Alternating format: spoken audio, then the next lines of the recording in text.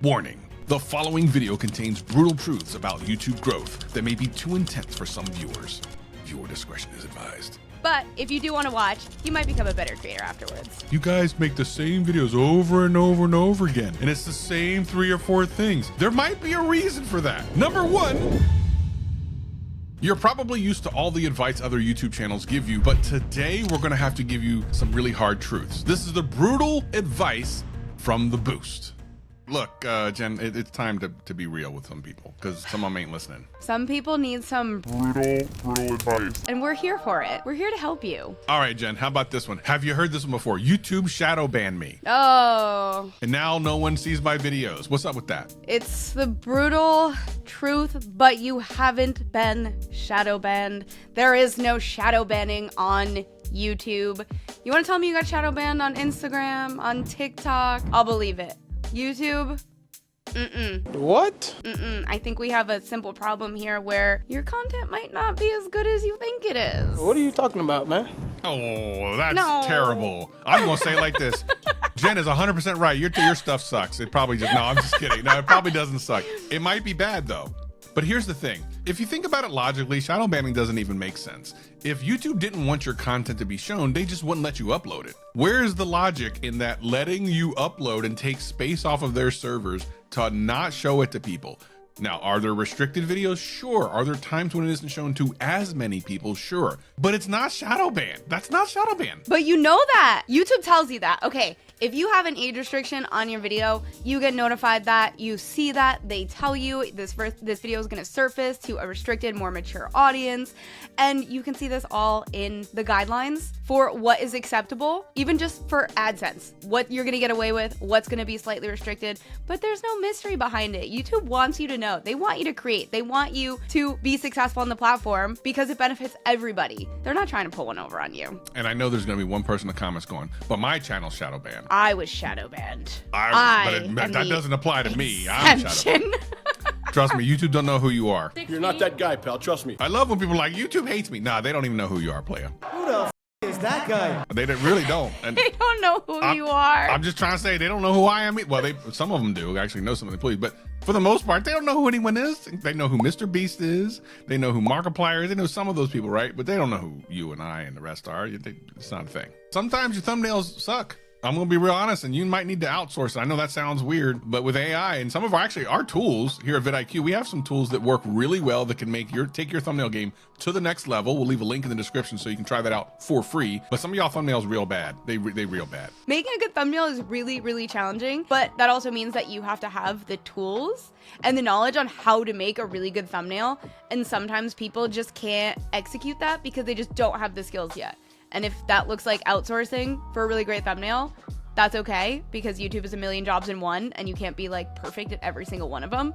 So if that's what it takes because your thumbnail sucks, maybe that's what you gotta do. Yeah, I mean, listen, when I started, I didn't know what the heck I was doing with thumbnails, so I just made sure it looked visually interesting. Listen, it's not easy. You also have to remember, being a YouTube content creator, you have to be the producer, the editor, the director, the writer, the talent, graphic artist, the marketer. I mean, you have to be so many things, and it takes a lot of talent to be able to do that. And that doesn't mean you're gonna have strength in every single one of those things. I know I don't. So just find people that can help you, or in this particular case, use the tools that will help do it for you, at least get you over the gap. Because to be quite honest, people that are watching YouTube are not gonna bridge that gap for you. You have gotta do it. You gotta have the thumbnail to get the click, and if that's the part you're struggling with, just see what you can do to make it better. Just know it's not your strong suit. Use our tools. There's so many resources out there too to help you make better thumbnails, learn about basic art principles. There's a lot that goes into it, and honestly, if you're not interested in it, that's where you get your help then. Here's another thing that might be of interest to you, because it sounds terrible when we say it, but it's incredibly true. People don't care about your channel. They don't. Not until you make them.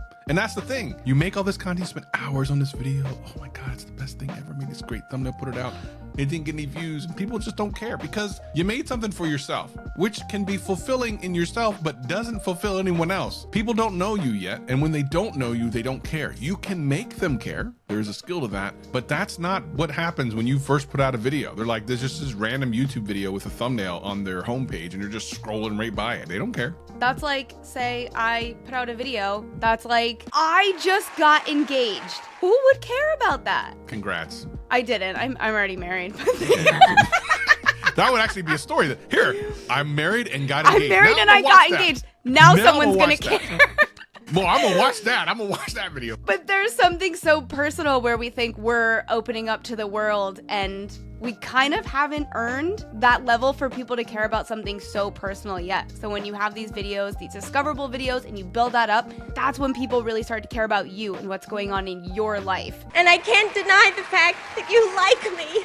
And I think this also touches on another part that we need to talk about, whereas we can't expect videos like that we see big creators do, that do really, really well, to have the same effect on small creators, because we haven't built that trust yet. We haven't developed that storytelling, and people don't care yet. But you can make them care. What are some of the tricks that we can do to make people, not tricks, but I mean, like, how do we make people care? How do we make people care is that we have to, I would say, be ourselves. We have to understand storytelling, and we have to do that through videos that are going to be interesting to someone that doesn't know you. When we have a video topic, a highly discoverable video, that gets us in the door.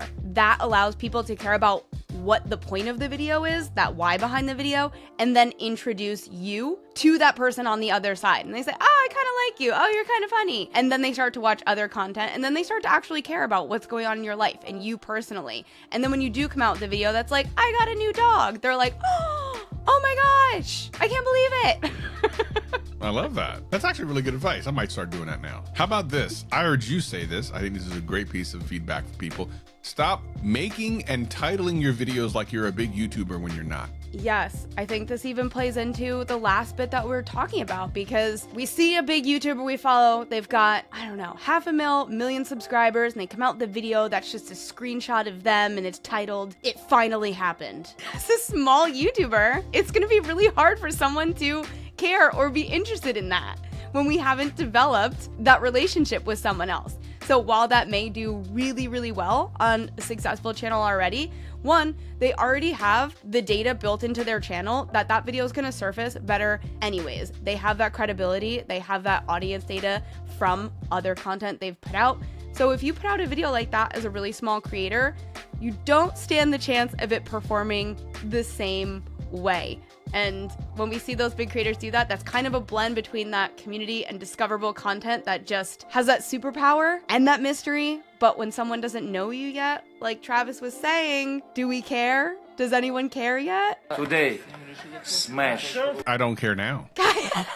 But it finally happened, Travis. It finally happened. It did. It did. I'm kind of known for some of this sometimes. I get a little grumpy and I have to repeat myself. Speaking of repeating yourself, this is one of the things I see as a criticism of YouTube growth channels all the time, and I have to talk about this right now. They'll say something like, you guys make the same videos over and over and over again, and it's the same 3 or 4 things. There might be a reason for that. Number one, it's because it works. Literally, the reason we're doing this is because it works. And number two, it's part of the advice we give. When you give something that works on your channel, when you do something that works on your channel, you're supposed to double down on it. It's literally proof in the pudding. What are we talking about here? What happened? How dare you repeat yourself, Travis? How dare you give good advice more than once? I'll never do it again. This is the last time we're giving you any advice. You better watch this video a bunch of times. I'm done with it. Watch this video only on repeat. It's all you need to know. The reality is, Jen, like some people want to sugarcoat it and say, oh, well, you know, we're just looking at it in different ways. The reality is there's only a couple of things you need to know about YouTube and how to grow. I can tell you one thing right now. The secret to YouTube, the one thing you ever need to learn, and it's not even talking about trying to figure out the algorithm or anything like that. It's understanding people and who your viewership is. That's the secret. There is no other secret. We're just telling you multiple ways of talking to the person that's supposed to be watching your videos. That's literally what this is all about. Just wording it differently, trying to get it through your head. The algorithm is your audience. How else can we say it? I like this next one. Stop asking people to like, comment, subscribe, and share. Some people will say, stop saying it at the beginning. And I want to be very clear about what I'm saying here. I'm not saying don't have a call to action. I'm not even saying don't tell people to leave a comment or something. But when you hear people say, like, comment, subscribe, and share, when have you ever watched a video where you've done one of those things? Or all of the above. That's what I'm saying. They're saying do all these things, do 4 things. I need you to check mark them off. Matter of fact, people watching this video right now, like, comment, share, subscribe. Oh, and turn on notifications. I guarantee no one has just done that. 0 people have done that.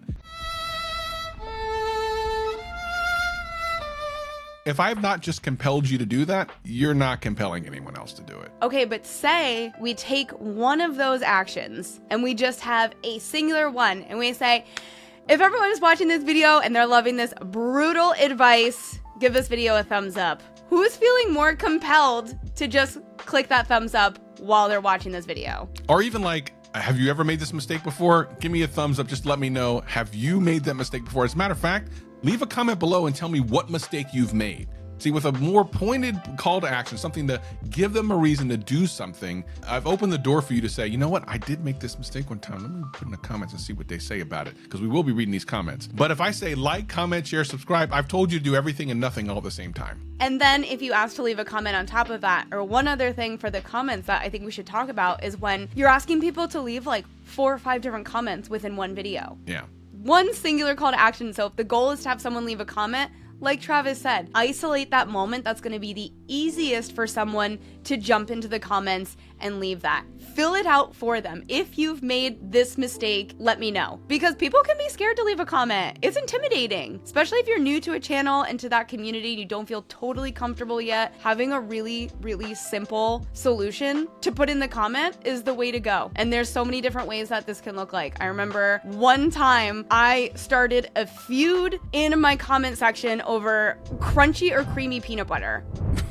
And because everyone has such a strong opinion on what they eat. And I was just like, crunchy peanut butter is it. If you like creamy peanut butter, we can't even be friends. All people who like crunchy, like, tell me right now that we're the superior group. I've never had more comments on a video in my life. If you're this far into the video, leave a comment below about whether you like crunchy or smooth peanut butter, but don't give the context. Here's the funny thing. People are literally going to be watching the video who maybe don't get this far and see people talking about peanut butter are going to be completely clueless and you will be in on the joke. That's a call to action. It's going to work. We do these live streams every week here on the vidIQ YouTube channel, and we do channel audits, which is really great. If you didn't know that, make sure you hit subscribe and turn on the notifications, because you will then know when we go live. Look at another call. Look at that. Anyway, now here's what I see. We get hundreds of submissions every single live stream. We can only go over a couple. And I'll see people in the live stream talking about, oh, I've been doing this for weeks. I've been doing this for weeks and they never pick me and I'm ready to be picked. And you would think if they've been here for weeks and they've seen all the advice we've given, they would at least done some of it. And every single time, if I pull up their channel just to look to see what they're up to, they've done none of the things we've told all the other hundreds of channels. And it's like they never learned anything. Pay attention to what's being done. And just because you're not up there doesn't mean you can't learn from it. So true. And if you do want your own channel audit, we do offer that in our one-on-one coaching, and you can have your coach perform a full channel audit and break down everything for you. As a matter of fact, there's a link in the description below and you can get signed up today. Jen is one of the coaches who does this all the time, and she will tell you that there is nothing like having someone look specifically at your stuff and be able to give you advice about your particular content and help you move forward. You are on a level that I can't even get on at this point. I love doing the channel audits. If you like these brutal truths, we actually did a whole bunch more on our audio podcast, Tube Talk. You can check that out in the link in the description below, and we'll catch you on the next boost. While I think I'm going to cry because Jen just told me a brutal truth that I don't think I can handle. Too savage.